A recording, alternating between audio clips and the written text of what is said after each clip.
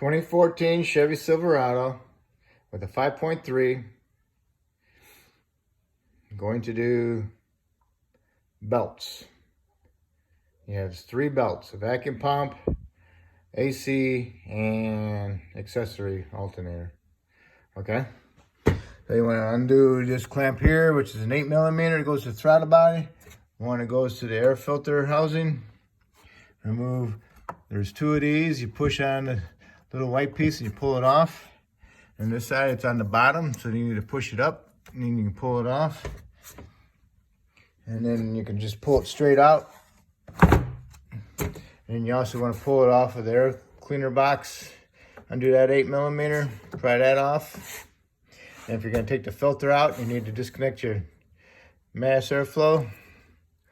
Disconnect that, push the little red tab all the way up, and you can squeeze it down below. Remove the 4 8mm screws, and now you can pull the whole thing out. Get yourself a 1/2-inch ratchet. I got a breaker bar ratchet with a swivel head. Put it in the adjuster or the tensioner. Put it in there and pull it to the right. Take off your alternator. Now the belt is loose. Now you can take that belt out. Take the belt out from behind the tensioner. It needs to go nice and flat. It fits in between here, and pull it out like that. Okay. And now you can get the whole belt out. Now you have 2 more belts. Got your AC belt and your vacuum belt. And the only way to get those undone is by cutting them. So we're going to do that one from underneath. Next you need to do is remove the skid plate from underneath the bottom. It has 6 of these on it. You got 2 in the front, 2 here in the middle, and 2 in the back. And take this whole piece down. Okay, you get your vacuum pump belt. You can cut that one with some side cuts, wire cutters. AC belt, cut that one with your side cutters also. There's no tensioner on them. These are stretch belts. Okay. Okay, there's the belts. Now all I gotta do is get my new ones. Gotta start with the vacuum pump first. All right, put your vacuum pump belt on, wrap it around the crank pulley. Get it started onto the vacuum pump pulley and get a zip tie on it, onto one of those little, the supports on the pulley. Get it on there like that. Get yourself a 24mm deep wall socket and your big 1/2-inch ratchet, and turn the engine clockwise. And just keep on going with it, and you'll see it start wrapping the belt around that pulley. Make sure you put that zip tie on there real nice and tight. If you can use a couple of them, that'd be great. Mine don't look too good. I'm gonna keep turning it and see how it goes. But that's how it's supposed to look. I turned it a little bit more, and it's going. It looks like it ain't gonna go in the beginning, but it goes. Get it close to the bottom, and then now you can cut your zip tie. Okay, I cut my zip tie. Now all I need to do is just turn it just a little bit more, and it'll straighten itself out.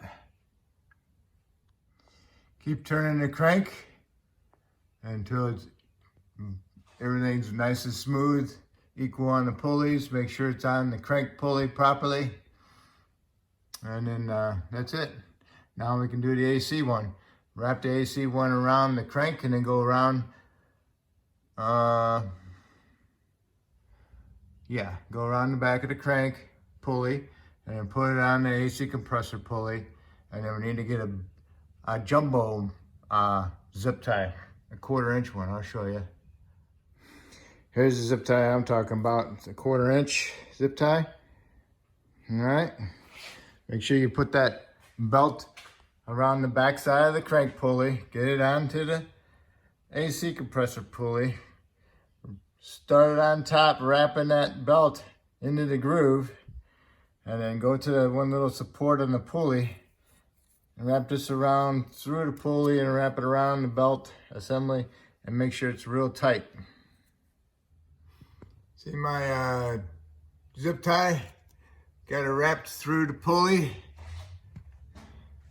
going around the support of the pulley, going around the belt. The belt's in the upper groove on the inside, and there it is. And as you're turning the crank, make sure you keep forcing the belt onto the AC compressor pulley properly.